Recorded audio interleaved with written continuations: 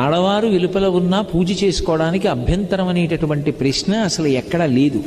ఎందుకు లేదు అంటే పూజ అనేటటువంటిది ఎవరు చెయ్యాలి అంటే ఇంటి యజమాని చెయ్యాలి. ధర్మపత్ని సమేతస్య అనుంది కానీ ధర్మపతి సమేతస్య అని ఉండదు సంకల్పం.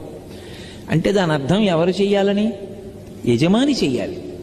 యజమాని చేసి నేను పూజ చేసిన కారణం చేత నా పత్ని బిడ్డలు అందరూ సుఖంగా ఉండాలని యజమాని కోరుకోవాలి.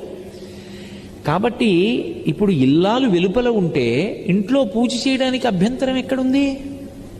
అభ్యంతరం ఏం లేదు. ఆవిడ వెలుపల ఉంటే ఆవిడ కాదు కదా పూజ చేసేది, మీరు చేసుకోవచ్చు, ఏమీ దోషం రాదు.